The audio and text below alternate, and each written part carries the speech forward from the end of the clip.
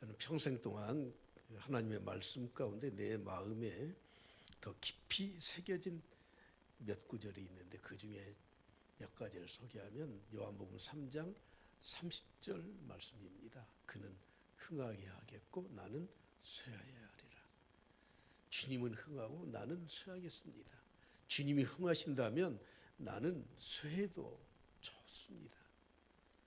많은 사람들이 좀 내가 쇠하겠습니다 하면서도 그래도 하나님이 나 도와주실 거야, 도와주실 거 믿고 저는 쇠합니다 하는 그런 밑바닥의 마음, 하나님이 보실 때는 저는 꼼수 부린다, 진심이 아니다 그럴 거예요. 두 번째로는 오늘 본문에 나온 말씀처럼 선을 행하다가 낙심하지 말자, 포기하지 아니하면 하나님의 때에 거두리게 하신다 하는 말씀이에요. 내가 하는 일이 선한 일이다, 옳은 일이다, 하나님의 일이다 그러면은 마지막까지 포기하지 말자. 하나님이 준비시킬 때까지 그 일을 마지막까지 하자 하는 것이 제 마음에 담아둔 말씀 가운데 하나입니다. 전도서 3장 12절에 이런 말씀이 있죠. 사람이 사는 동안에, 내가 사는 동안에 오늘 하루 일과를 시작하면은 기뻐하며 선을 행하는 것보다 나은 것이 없다. 나에게 오늘 하루 생명을 주신 것은 선을 행하고 기뻐하며 살도록 하기 위해서 나에게 하루를 연장시켜 주신 것이다 하는 그런 여러 가지 말씀들을 항상 마음에 담고 살고 있습니다. 오늘 거두시게 하시는 하나님이라는 제목으로 말씀을 드리려고 하는데, 우리 인생은 심는 것과 거두는 겁니다. 이 두 가지입니다. 내가 무엇을 심느냐, 그리고 심었던 것을 얼마나 거두느냐 하는 겁니다. 하나님은 우리를 거두시게 하시는 분이라고 말씀을 합니다. 7절 말씀에 이렇게 말씀하죠. 스스로 속이지 말라. 스스로 자신을 속이지 말라는 거예요. 심지 않을 거두려고 하는 그런 마음 갖지 말라는 겁니다. 그것은 하나님을 업신여기는 것이다. 심지 않고 거두려고 하는 것은 자기를 속일 뿐만 아니라 하나님을 업신여기는 것이다. 다 같이 봅니다. 사람이 무엇으로 심든지 그대로 거두리라. 사람이 무엇으로 심든지 그 심은 것을 거두리라고 말씀을 하고 있습니다. 여러분, 우리는 스스로 속아 넘어갈 때가 많습니다. 나는 별거 하지 않았는데 또 요행수로 나에게 뭐 특별한 어떤 것이 있을 것인가? 하나님은 그건 어리석다고 말씀을 하고 있고, 그리고 하나님을 업신여기는 것이라고 말씀을 하고 있습니다. 심고 거두는 원리는 하나님의 중요한 두 가지의 속성이 나타난 이 법칙입니다. 첫째는 하나님은 공의로우시다 하는 거예요. 공의로우신 분. 그래서 내가 심으면 심은 대로 거두게 하시는 분이 하나님이십니다. 이것은 보편적 진리라고 말할 수 있습니다. 과학의 가장 기본적인 원칙이 무엇입니까? 실험을 하면, 똑같은 조건에서 똑같은 실험을 하면 똑같은 결과를 얻는 게 과학적 그런 보편적 진리예요. 하나님이 일반 은총을 주시는 이 세상의 원리도 항상 심는 것과 거두는 것이 일정하도록 하셨습니다. 그러나 현대 과학의 중심에 서 있는 진화론은 어떤 겁니까? 아베마를 심으면 갑자기 시간이 지나면 원숭이가 되고, 원숭이를 심었더니 또 한참 지나서 사람이 된다. 얼토당토하는 이 과학이 아닙니다. 미신입니다. 그 미신. 그래서 그 이론을 그들이 깨워 맞추느라고 길게, 역사를 길게 만들어 놓는 거예요. 단시일내는 이루어지지 않고 그런 과정을 겪는 것을 우리가 현재 보지도 못하기 때문에 그런 겁니다. 하나님은 공의로우신 분이기 때문에 심는 것을 거두게 하시는 겁니다. 그런데 여러분, 또 한 가지의 속성을 알아야 돼요. 여러분, 내가 꼭 심었다고 꼭 거둡니까? 내가 심었는데 그런데 거두지 못할 때가 많아요. 곡식이 잘 됐습니다. 올해는 풍년이 들겠구나. 그런데 갑자기 냉해가 오고 태풍이 불어오고 비바람이 오고 천재지변이 오면 거두질 못하는 거예요. 심는 대로 거둔다고 하는 이 말씀 속에 또 하나 하나님의 속성이 숨어 있는 게 하나님의 사랑과 하나님의 은혜를 이 심는 대로 거둔다는 이 말씀 가운데 내포되어 있는 겁니다. 여러분, 요즘 내가 웬만큼 살만해요. 그래도 과거에 여러 가지 사업을 해봤지만 이번 사업은 좀 잘 돼요. 그러면 진짜 나 잘난 거야. 맞습니다. 그러나 우리가 하나님 믿는 사람들, 예수 믿는 사람들은 그렇게 말하면 안 됩니다. 하나님이 도와주셔서 하나님의 은혜로, 할렐루야, 내 모든 삶에 거두게 하시는 분은 하나님이심을 믿는다면 내가 무엇으로 심든지 그대로 거두지만, 그러나 하나님의 도우심으로, 하나님의 은혜로, 하나님이 축복해 주심으로 우리는 거둘 수 있다는 것입니다. 그래서 인생을 좀 살아보신 분들이 과거에 이런 말을 하더라고요. 인력으로는 안 되는 게 인생이야. 사람의 힘으로 되는 것이 아니라는 거예요. 아니, 사람이 힘으로 되어야 맞잖아요. 근데 살아보니까 안 되는 거예요. 그렇게 건강을 지키기 위해서 여러 가지 건강을 위해서 그렇게 노력을 하지만 갑자기 난치병에 걸리는 사람도 있고, 아침 일찍 나가서 밤 늦게까지 그렇게 사업에 전념을 하고 성실하게 투자하고 했는데 나중에 파산되는 그런 경우도 있습니다. 인생은 인력대로 안 된다는 거예요. 사람의 힘으로는 안 된다는 거예요. 하나님이 도와주셔야 돼요. 할렐루야. 심는 대로 거둔다는 법칙은 일반 은총에 따라서 내가 심는 것을 거둡니다. 콩을 심었는데 팥을 거두는 법은 없습니다. 그러나 하나님이 거두게 하실 때는 하나님의 은혜로, 도우심으로, 축복으로 거둘 수 있다는 것을 우리는 꼭 기억하면서 하나님을 섬기면서 심어야 할 것입니다. 그런데 우리는 무엇을 심어야 합니까? 오늘 본 말씀에 두 가지를 말씀하죠. 8절 말씀 보시면 자기의 육체를 위하여 심는 자는 무엇을 심어요? 육체를 위하여 심어요. 물론 시간과 정성과 우리의 물질을 심죠. 그런데 육체를 위해 심는 거예요. 육체를 위해서. 그러나 성령을 위하여 심는 자가 있습니다. 하나님을 위해 심는 자가 있습니다. 선한 것을 위해서 심는 자가 있습니다. 성령으로 영생을 거두리라고 말씀하고 있습니다.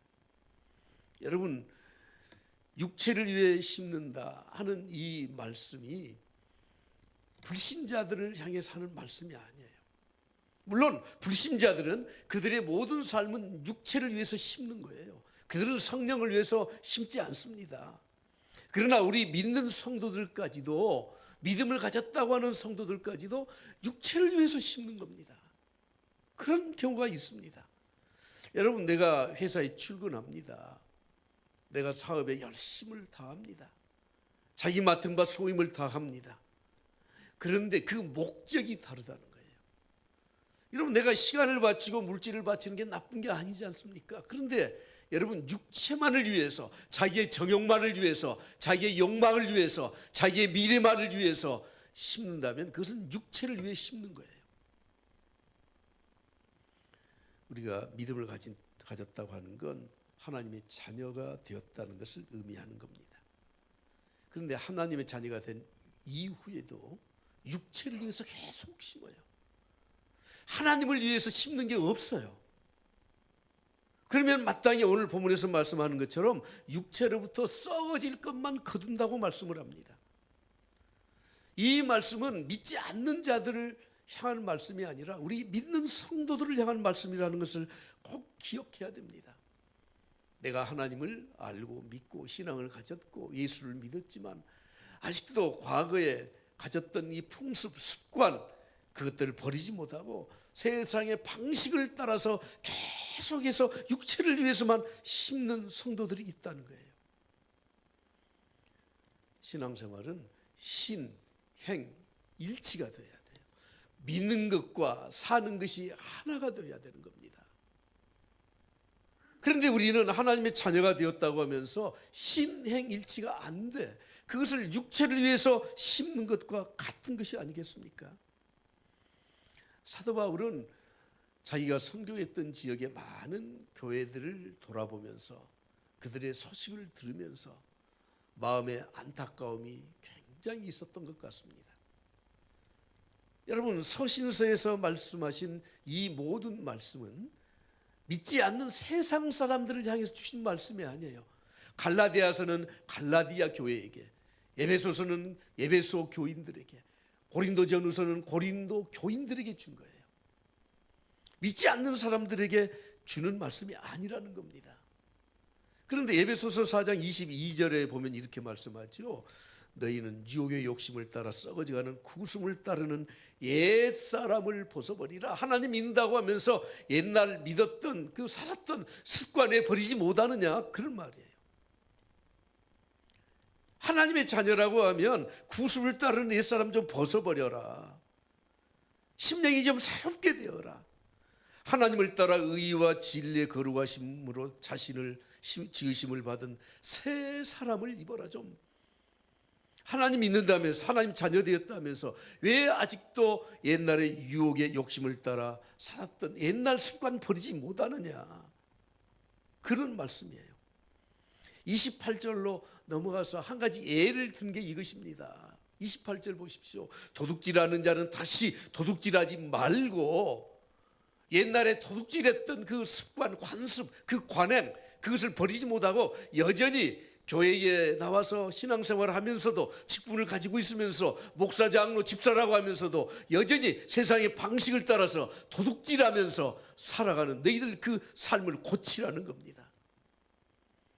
가난한 자에게 구제할 수 있도록 자기 손으로 수고하여 좀 선한 일 좀 하자, 이렇게 말씀하고 있지 않습니까? 우리가 육체를 위해서 심는 것은 결국은 육체로부터 썩어진 것만 거두어요. 그런데 여러분, 육체의 일은 분명합니다. 딱 보면 안다, 그 말이에요. 갈라디아서 5장 19절 앞으로 돌아가서 보면 육체의 일은 분명하니, 지난번 성경에는 현저하니, 곧 음행과 더러운 것과 호색과, 그리고 20절 계속 말씀하고 21절에 이런 결론으로 말씀합니다. 21절 다 같이 봅니다. 시작. 이런 일을 행하는 자는 다른 자들은 하나님의 나라를 유업으로 받지 못할 것이요, 육체의 일은 분명하다. 육체를 위해서 너희들이 심느냐?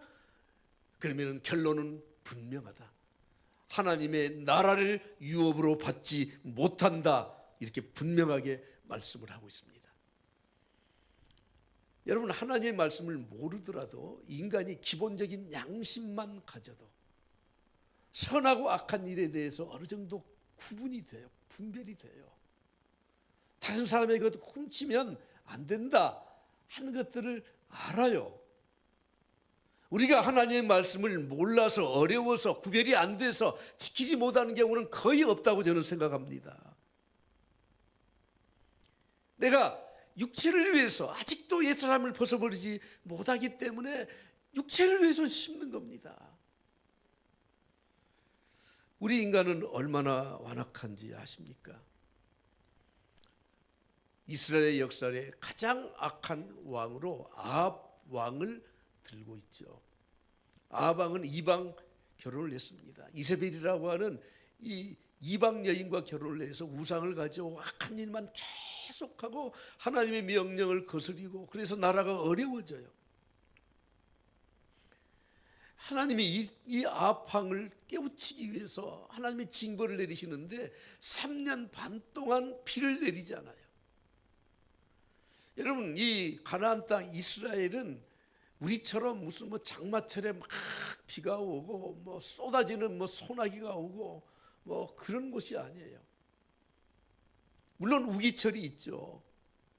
그러나 그 이스라엘은 이슬 때문에 가물어도 웬만큼 농작물이 자라요. 우리의 이슬보다 이스라엘 그 지역의 이슬은 손가락 마디만큼 커요. 그런데 하늘에서 비를 내리지 아니하실 뿐만 아니라 이슬 한 방울도 없어요. 대지가 메말라서 그것도 3년 반이나 바짝바짝 말라 있어요. 그런데 회개하지 않습니다. 엘리야 선지자가 한 가지 청하죠. 너희들이 섬기는 이방신이 참신인지 우리가 섬기는 이 여호와 하나님이 참신인지 갈멜산에 가서 한번 시험을 해보자. 그리고 갈멜산에 가서 제단을 쌓고 먼저 바알과 아세라상을 섬기는 850명의 선지자들에게 너희들이 한번 해봐라. 그래서 아침부터 저녁까지 해질 때까지 그들이 그냥 그들의 이 제사의식 종교의식을 하면서 춤을 추고 뛰놀고 몸을 찌르고 난리를 쳐도 하늘에서 비가 오질 않아. 반응이 보이질 않아요. 엘리야가 다 했느냐? 내가 하겠다. 그리고 지중해에서 물을 길러다가 가득 붓고 그 장작더미에다가 물을 가득 불어서 도랑에 흘러넘치도록 부어놓고 재물을 올려놓고 하나님께 기도했습니다. 하나님을 향해 기도했습니다. 할렐루야. 그랬더니 하늘에서 불이 내려왔어요. 불이. 그 도랑에 있는 모든 물을 다 태우고 이 제단에 이 재물을 태웠습니다. 그 자리에서 850명을 처단을 했습니다. 여러분 이쯤 되면 아방이 깨달아야죠. 원래 하나님을 몰랐던 왕이 아닙니다. 엘리야가 갈멜산에 가서 요즘은 하이파라고 하는 그 지역이죠. 거기에 가서 지중해를 향해서 무릎을 꿇고 7번 기도했어요. 그래서 저쪽에서 손바닥만한 구름이 몰려오더니 갑자기 비가 쏟아졌어요. 여러분 그러면 아방이 엎드려야 되지 않습니까? 이 내용이 열왕기상 18장 19장에 기록이 되어 있고 21장에 보면은 아합왕이 더 악해져서 나봇이라고 하는 사람의 밭을 탐냈어요. 자기의 별장 짓겠다고 그래서 좀 팔아라. 그랬더니 나봇이라는 사람이 안 팔아요. 왜냐하면 조상 대대로 내려오는 땅을 내가 왕에게 팔면 되겠습니까? 그랬더니 죄목을 뒤집어 씌워서 죽여버려요. 결국 어떻게 됐습니까? 아합 왕은 하나님의 심판을 받아서 죽게 되고 그 다음 아들 때에 그의 왕조가 끊기게 되지 않습니까? 육체의 일은 현저합니다. 자기의 욕심과 하나님을 섬기지 않고 우상을 섬기려고 하는 그 마음을 버리기 전에는 여전합니다. 하나님이 나를 유업으로 받지 못한다고 분명하게 말씀하고 있지 않습니까? 그럼 우리는 무엇을 심어야 됩니까? 성령을 위하여 심는 자는, 성령을 위하여 심는 자는, 할렐루야, 성령을 위해서 심어야 됩니다. 성령을 위해서 심는다는 뜻이 무엇입니까? 바로 선을 행한다는 말이고 그 말은 하나님의 뜻대로 사는 것을 의미하는 겁니다. 성경에서 오늘 본문에서 말하는 선을 행하다 낙심하지 말진 이 선은 도덕과 윤리적인 선일 뿐만 아니라 이것은 하나님을 기쁘시게 해드리는 것을 말씀하고 있는 겁니다. 디모데전서 2장에서 우리에게 기도할 것을 사도 바울은 말씀하고 있죠. 너희가 간구해라, 기도해라, 중보기도, 도고를 해라, 감사하면서 기도해라.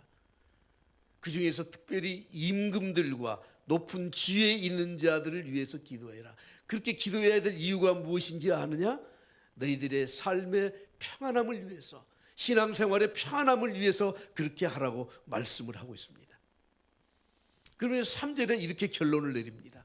3절 말씀 다 같이 보겠습니다. 이것이 우리 구주 하나님 앞에 선하고 받으실 만한 것이라는 거예요. 선하고 받으실 만한 것이에요. 우리가 기도하는 것, 영적으로 심는 것, 이것은 선한 일이고 하나님이 받아주실 만한 것이라고 말씀을 하고 있다는 겁니다. 성령을 위해 심는 자는 영생을 거두어요. 여러분, 영생이 무엇입니까? 영원한 생명, 우리의 생명의 풍성함을 말하는 겁니다. 그런데 여러분, 우리가 하나님을 알고 믿고 신앙생활을 하고 기도생활 잘하고 여러분들이 열심으로 주의 일에 힘쓰는데 이 세상에 곤고한 일들이 아직도 있지 않습니까? 똑같네. 영생을 거두게 하신다면서요. 똑같네. 맞습니다. 그런데 여러분, 똑같은 것 같은데 같지를 않다는 것을 아셔야 돼요. 과거에는 나에게 곤고와 힘든 일이 있으면 그것 때문에 중내 산에 못 살아요. 못 살아. 그러나 성령으로 심고 하나님께서 나에게 주신 선한 마음에 성령의 충만함이 있을 때는 여전히 곤고함이 있고 힘든 일이 있는데 살에 못 사내를 하지 않아요. 오히려 내 마음의 풍성함을 따라서 오히려 하나님을 찬양하고 범사에 감사하고 하나님의 은혜를 더욱더 구하며 살게 되는 겁니다. 주님이 이 땅에 오신 목적을 요한복음 10장에서 말씀하죠. 내가 온 것은 양으로 생명을 얻게 해요. 양으로 생명을, 우리에게 영원한 생명을 주시기 위해서 오셨습니다. 십자가 예수 그리스도를 믿음으로 구원을 받습니다. 할렐루야. 우리는 하나님의 자녀가 됩니다. 그것으로 끝이 나는 것이 아니라 영생을 얻게 하고 더 풍성히 얻게 하려 함이라고 말씀을 하고 있습니다. 여러분, 우리가 풍성한 게 좋잖아요. 풍요로운 게 너무너무 좋지 않습니까? 그런데 우리는 물질적인 세상적인 풍성함과 풍요로움만 쫓아가지 않습니까?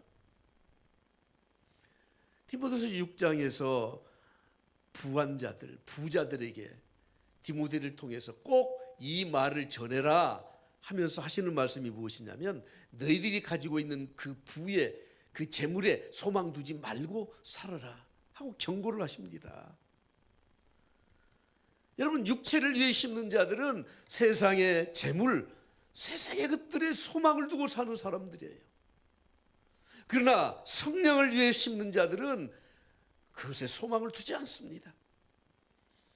디모데후서 6장 18절 19절에 이렇게 말씀합니다. 선을 행하고 선한 사업을 많이 하고 나누어 주기를 좋아하며 너그러운 자가 되게 하라. 이것이 장래에 자기를 위하여 좋은 터를 쌓아 참된 생명을 취하는 것이라는 겁니다.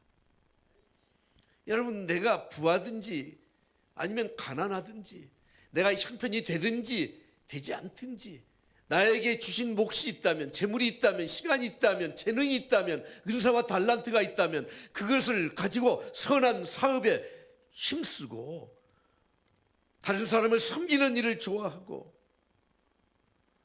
너그러운 자가 되어서 성령을 위해서 심게 되면 장래에 자기를 위하여 좋은 터를 쌓아 참된 생명을 취하게 하신다는 거예요. 참된 생명을. 여러분, 왜 우리가 힘들다, 어렵다, 아주 풍요롭지 못하다, 고통스럽다, 여러분 그런 말만 하는 것입니까? 성령을 위해 심지 않기 때문에 그런 겁니다. 여러분, 나라에서 또는 유엔에서 발표한 여러 가지 지표들이 많이 있지 않습니까? 지표는 방향성을 말하는 겁니다. 오일 달러가 또 올라가니까 금년에 우리나라 경제 성장률이 1.3%에서 0 내지는 마이너스로 돌아설 수도 있다. 이런 또 말을 하잖아요. 그렇습니다. 근데 그게 너무 집착하지 마십시오. 작년 금년부터 일본에서는 지금 최저 시급을 낮추고 있습니다. 월급이 낮아지고 있습니다. 올라갔으면 내려갈 때도 있는 거고, 작년보다 사업이 좀 덜 될 때도 있는 것이고. 문제는 무엇입니까? 우리가 정말 성령을 위해서 심어서 나에게 풍요롭고 풍성한 참된 영적인 풍요함을 가지고 사느냐 하는 겁니다.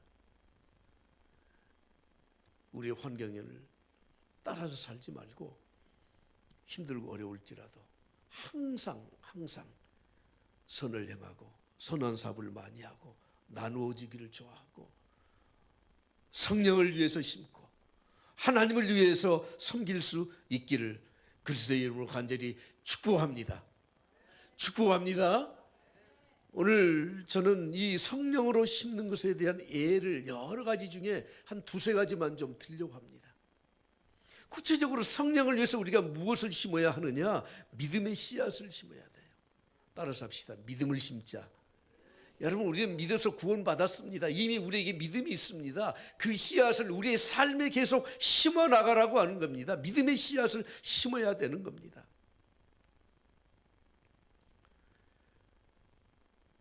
믿는 사람이라고 하면서 항상 불신앙의 씨를 심어요.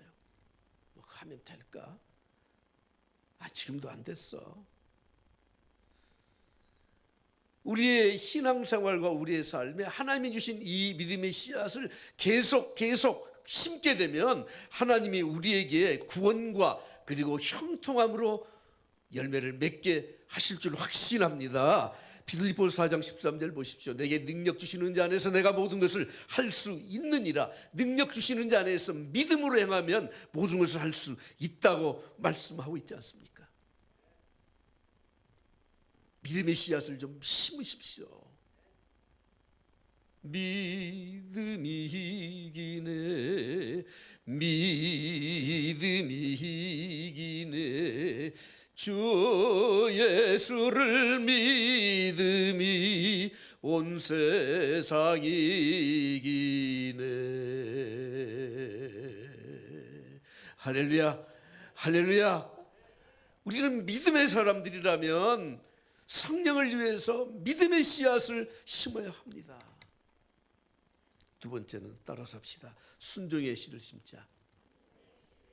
순종의 씨를 심어야 승리와 축복이 오게 되는 겁니다.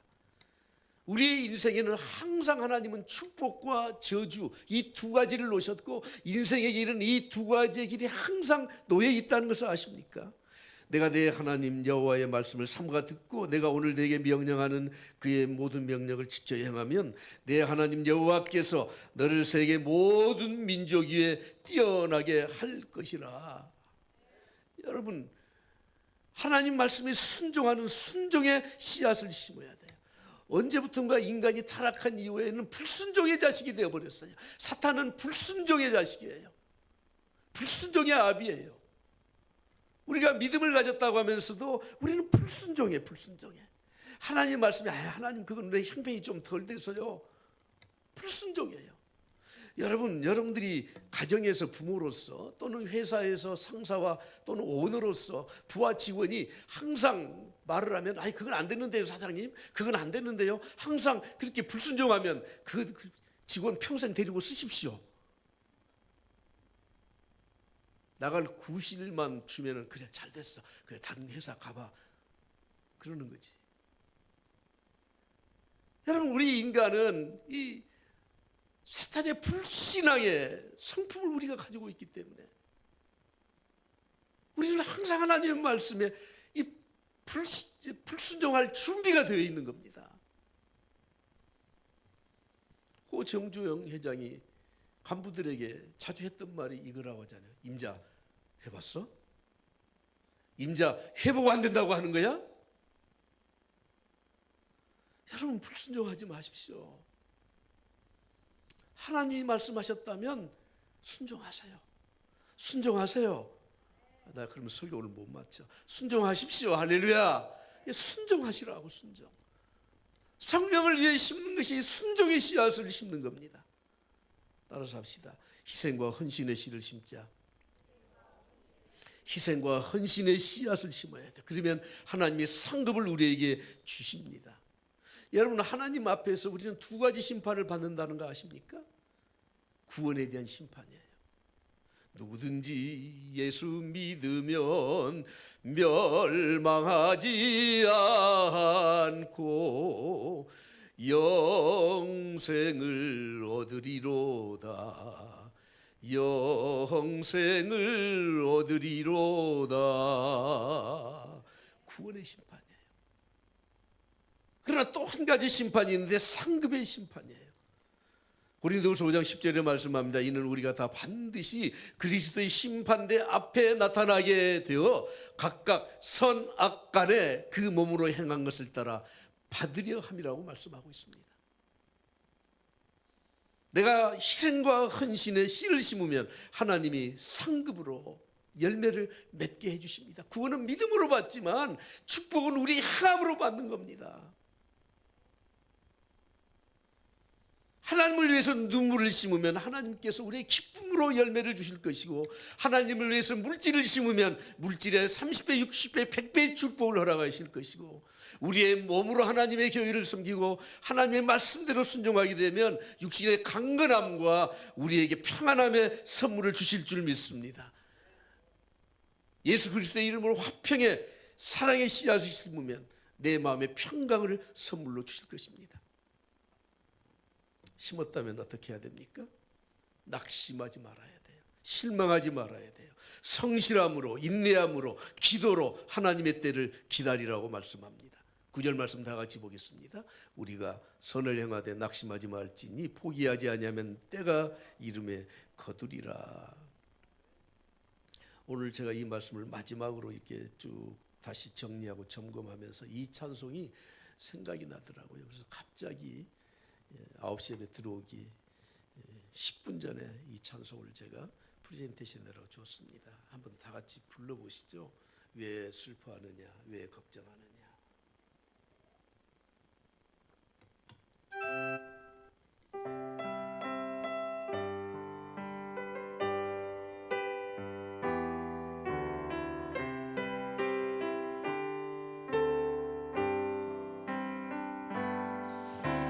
왜 슬퍼하느냐, 왜 걱정하느냐, 뭘 두려워하느냐, 아무 염려 말아라. 큰 어려움에도 큰 아픔이 있어도 이제 아무 걱정하지 마. 내가 널 붙들어 주리라. 내가 너와 항상 함께 하리라. 내가 너를 지키리라. 실망치 말고 나를 보아라. 나는 너의 하나님이라.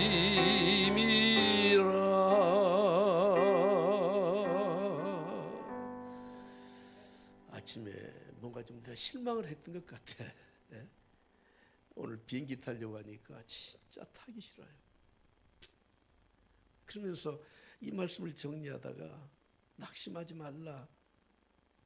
그러면서 이 찬양이 생각되는 겁니다.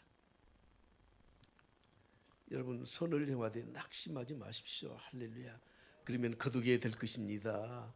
낙심이라는 말은 잘 알잖아요. 떨어진다는 말이에요. 하나님께서 멀어진다는 말이에요.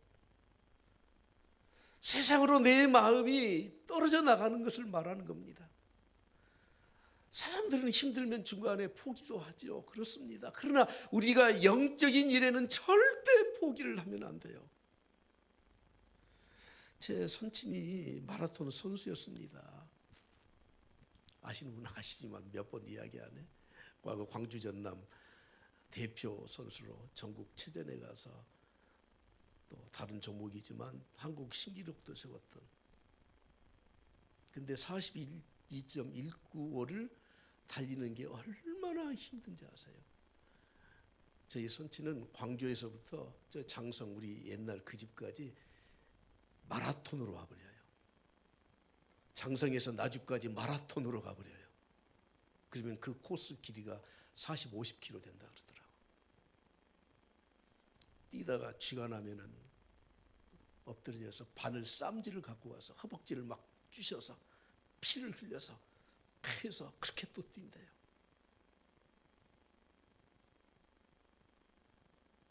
제가 자료를 찾아봤습니다. 일본 사람들이 마라톤을 굉장히 좋아했던 것 같아. 그래서 송기정 선수한테 일장기 딱 붙여서 너 가서 뛰어. 그래서 베를린 올림픽에서 금메달 땄잖아요. 마라톤 인구가 일본이 굉장히 많아요. 근데 아마추어들 가운데 42.195 풀코스를 마지막까지 뛰어본 사람이 몇 퍼센트나 되느냐 봤더니 0.068%예요. 10,000명 중에 6명 내지 7명만 풀코스를 하는 겁니다. 다 포기해요. 단축 마라톤, 10km 마라톤, 먼 마라톤 중간에 그만 가요. 그럼 한국은 몇 %냐 봤더니 한국도 비슷한데 0.08% 조금 높더라. 우리가 조금 더 끈기가 있나 봐. 마라톤 풀코스를 끝까지 뛰는 건 너무너무 힘들어요. 인생길 끝까지 믿음을 지키고 나가는 거 힘들어요. 영혼구원의 열정이 식지 않는 거 힘들어요.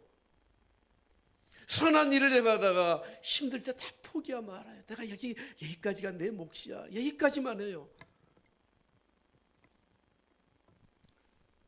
전에 부산 호산나 교회의 대각성 전도 집회 때 갔더니 태신자 작정 카드 이름을 써놓고 그렇게 콩을 들였는데 10번 만에 나와주더라는 거예요. 10번 만에.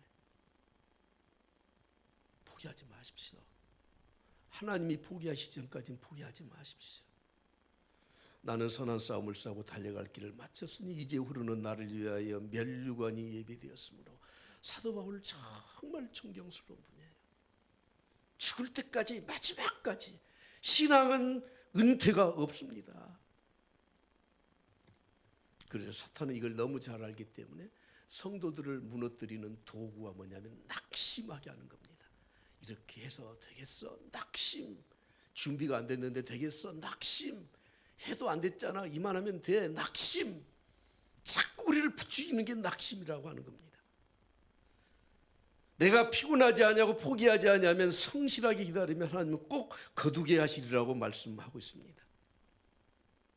요즘은 속담이 바뀌고 있다고 합니다. 심는 대로 거둔다. 안 심어도 거두어 이렇게 바꿔야 된다는 거예요. 요즘 속담이 이제 많이 바뀐다고 하는 거 아십니까? 아니에요. 안 바뀌어요. 미켈란젤로에게 주위에 많은 사람들이 당신은 참 천부적인 소질 천재이시군요. 그랬더니 미켈란젤로가 한참 생각하다 이렇게 말했다는 거예요. 그래요? 당신이 내가 평소에 얼마나 노력하는지를 와서 보았다면 그런 말을 절대 못할 것입니다. 밥 먹으면서도 밥을 먹고도 자기 전에도 항상 그 사람은 자기 작품을 위해서 그냥 노력한 결과지 내가 무슨 천재라서 그런 게 아니라는 거죠. 사람들은 하나님의 도우심에 대해서 알지 못하기 때문에 운이라고 하지만 그것은 하나님의 도우심이죠. 제가 결혼 주례할 때 가끔 이 멘델스존의 할아버지 모제스 멘델스존, 모세 멘델스존 이야기를 가끔 합니다. 이 모제스 멘델스존은 유대인이었는데 독일에서 있던 독일 사람이에요. 그 사람은 머리가 명석했습니다. 성격도 아주 포근하고 정말 이 친화력이 있는 사람이고 그리고 실력도 탁월해서 독일의 플라톤이라고 하는 별명을 얻을 정도로 탁월한 철학가였습니다. 그런데 그 사람이 한 가지 흠이 있었던 게 뭐냐면 척추장애인이에요. 우리식으로 말하면 꼽사예요. 꼽사. 하루는 자기 친구 구엔하임이라는 사람의 집에 방문을 했다가 그의 딸이 너무 예쁘고 마음에 들어서 구원을 했습니다. 프롬체가 반응이 없습니다. 싫다 좋다 말을 하지 않아요. 수십 번 청혼을 했지만 들은 척도 하지 않아요. 여러분 같으면 들어주겠습니까? 마지막 결단을 했습니다. 내가 그런다고 포기하면 내가 모체스 멘델스존이 아니다.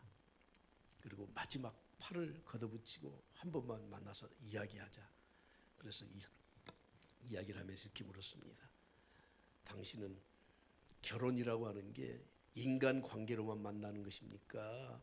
특별히 하나님의 섭리가 있다고 생각하십니까? 그랬더니 당연히 하나님의 섭리로 만나는 것이죠. 하나님이 맺어주시는 것이죠. 그랬더니 이 모제스 멘델스존이 이렇게 말을 하는 겁니다. 그렇죠. 나도 그렇게 생각합니다. 그런데 하나님이 어느 날 나에게 이렇게 말씀하셨습니다. 너의 아내는 꼽사등이가 될 것이다. 네 아내는 꼽사등이로 태어날 것이다. 그래서 제가 하나님 앞에 말했습니다. 하나님 안 됩니다. 제가 꼽사가 되겠습니다. 그래서 내가 이렇게 꼽사가 됐습니다. 그랬더니 그 프롬체가 그 말을 듣고 감동을 받아서 결혼을 해서 손자가 멘델스존, 대음악가 멘델스존이 태어나게 된 겁니다. 세상에서도 포기하지 않는 사람이 승리하는 겁니다. 성경을 말씀합니다. 때가 이르면 거두게 하실 것이다. 때가 이르면 거두어요. 그 때가 어느 때입니까? 하나님의 때예요. 가장 적절한 때예요. 영어 성경에 보면 at the proper time이라고 해요. proper time. 적당한 때예요. 적당한 때. 하나님의 적당한 때에 우리는 우리의 때를 재고 있지만 하나님은 하나님의 때 적당한 때. 혹시 내가 심었던 것을 죽은 이후에 사후에라도 하나님의 때에 이루게 하신다고 하는 겁니다. 유럽의 프리미엄 리그 축구하는 걸 보면 참 감동적이고요. 예술이에요, 예술. 어떻게 옵사이드 그 라인에 안 걸리기 위해서 이렇게 가다가 볼을 차고 간 사람이 그냥 딱 차는 순간에 튀어나가잖아요. 물론 사인이 있겠지만 튀어나가는데 정확하게 띄워줘. 정확하게 타이밍을 맞춰. 그래서 헤딩을 탁 하면 들어가요. 와, 여러분 거기에 조금이라도 높이가 틀리거나 시간이 안 맞으면 헤딩할 수 있어요? 어떻게 기술이 좋은지 이 손흥민이 보면 그냥 어떻게 논스톱으로 차 넣어버리면 그 사람들 사이를 뚫고 들어가 버린다고. 프로폴 타임, 적당한 때, 정말 0.0001초도 틀리지 않은 그 시간, 그 찬스를 그대로 하나님이 이용하시도록 하는 겁니다. 여러분, 우리 교회가 하나님의 때가 이르는 줄 믿습니다. 할렐루야. 여러분의 삶에 하나님의 때가 이르는 줄 믿습니다. 기다리십시오. 하나님의 때를 기다리십시오. 그러면 거두게 하실 것입니다. 무엇을 거두게 하십니까? 영생을 거두게 하셔요. 요한복음 17장 3절, 영생을 곧 유일하신 참 하나님과 그 보내신 자 예수 그리스도를 아는 것이니라. 여러분, 우리가 하나님의 때에 우리가 성령으로 심어서 거두게 하시면 영생을 거두는데, 그 영생을 거두는 사람은 어떻습니까? 예수 그리스도를 알아요. 하나님을 알아요. 하나님을 아는 지식, 신지식을 가질 수 있어요. 영생을 소유한 자만이 하나님과의 영적 교제를 나눌 수 있습니다. 영생을 소유한 자만이, 성령으로 심는 자만이 하나님과 친밀한 관계를 유지할 수 있습니다. 썩어져가는 세상 것으로는 하나님을 알 수도 없고 하나님의 것을 취할 수도 없고 하나님이 주신 축복을 누릴 수도 없습니다. 오늘 저는 거두게 하시는 하나님이라는 제목으로 말씀을 드렸습니다. 무엇을 심고 계시죠? 무엇을 거두셨습니까? 육체를 위해서 심지 말고 성령을 위해서, 하나님을 위해서 선한 사업에 심으실 수 있기를 바랍니다. 하나님 아버지